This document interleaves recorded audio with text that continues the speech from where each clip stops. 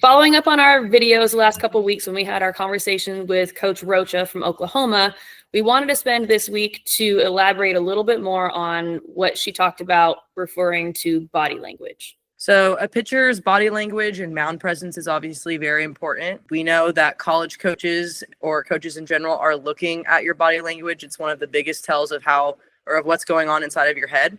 So as a pitcher, we want to keep our demeanor the same throughout the entire game. It doesn't matter if you're doing good, if you're doing bad.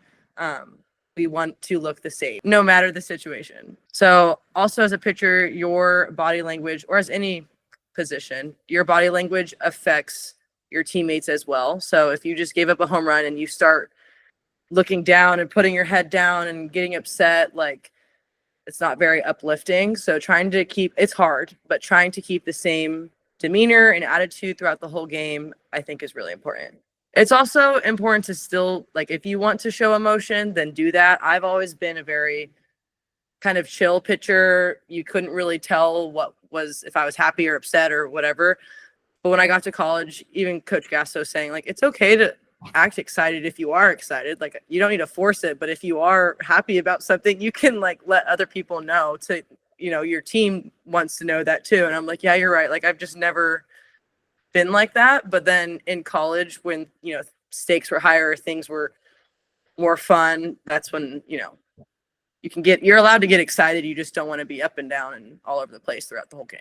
And in terms of, speaking with college coaches or to your parents, maybe after games at the field, you want to make sure that you're still having good body language there as well. So you don't want to be slouching or looking off somewhere, looking on your phone, making sure that you're keeping eye contact and being respectful. Coaches pay attention to everything. So just be aware. So what I recommend when I'm talking to my pitchers about this, and one of the things that I did when I was younger, and I don't remember if this was my dad's idea or my pitching coach's idea. It definitely wasn't mine, but they had me practice in a mirror. So when you first start, it's really awkward because you're literally sitting in the mirror watching yourself walk around. But once you start doing it a little bit more, it becomes less awkward and a little bit more natural. But what you want to start with is just watch how you move, watch how you carry yourself, watch your facial expression, and mold it into what you want yourself to look like in the circle. Because oftentimes we're not aware about how we carry ourselves. And so when you practice it, like everything else we do, we practice.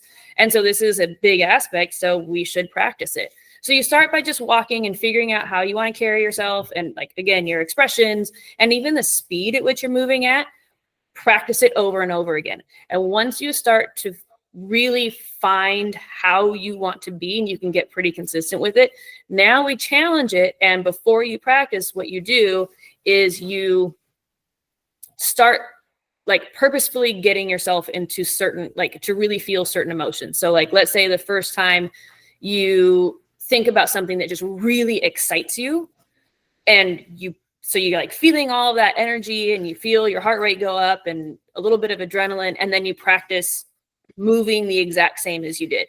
And then you think about something that frustrates you to no end, like your parents getting on you to clean your room again for the third time this week, or, not spending so much time on your phone, whatever it is that frustrates you, like build up those emotions a lot and then go practice in the mirror again and make sure that everything is still the same, especially your tempo. And then you could think about something that makes you really sad or upset. Like maybe it is you had a really bad game recently and it's just eating away at you. Go back and replay that in your head and feel all that and practice again in the mirror. The more you do it, the easier it is to maintain the same outward appearance to teammates and your coaches and coaches in the stands and parents and everybody else. And kind of building off of that, that's a great thing to be able to do at home, in a mirror. I mean, you know what you're thinking in your head and what emotions you're feeling, so you know when you need to go practice that. But even practicing or having someone look at you while you're at practice or in a bullpen, so whether it's your catcher, if there happens to be another pitcher waiting around, just someone else in the bullpen, just seeing if they can watch you and see if your body language changes maybe after you spike a ball in the dirt or you hit the batter that's in the box, whatever. Just watching your body language to see if it changes pitch to pitch, because that's what we don't want. Another thing you could do in the bullpen is actually do drills designed to frustrate you. So you have to work through it in real time. And again, like have somebody there to watch you and make them get on you about your body language as you're doing these drills. So like I have this drill called the 10-to-1 drill. I think we're going to do another video about that later, but it is, and Nicole can attest to this, it is beyond frustrating. Like, yes, I think the first time, wait, did you do it once or twice? I think I've done it at least twice. Okay, I think maybe the first time that Nicole did it, she threw 340 pitches in order to finish this. And I think at some point you probably got down to like close to 100, which is kind of like a big benchmark. But yeah, I wanted to cry. Yeah, I wanted to cry. I might have cried. I don't even remember. I don't think you cried. I don't think I did either, but I probably cried when I got home. I have definitely had pitchers cry. I've had pitchers want to quit. I wasn't even catching for this one lesson, and she got so frustrated. I was sitting off to the side. She threw a ball at me instead.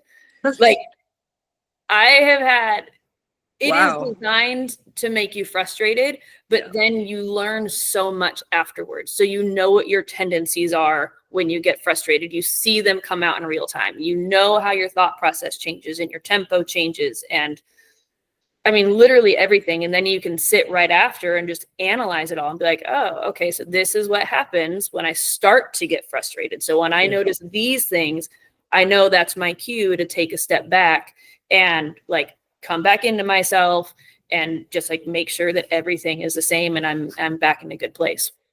Yeah, because I think bad body language definitely leads to bad performance or just a very off feeling. It's not what you feel like when you're at 100%. So quicker you're able to recognize those cues, or have someone like a catcher that's able to call timeout during game, be like, hey, you're heading in the wrong direction. We're just going to reset, whatever. But knowing your cues and just practicing good body language is what we want to do. And again, like everything else we do, you have to practice it.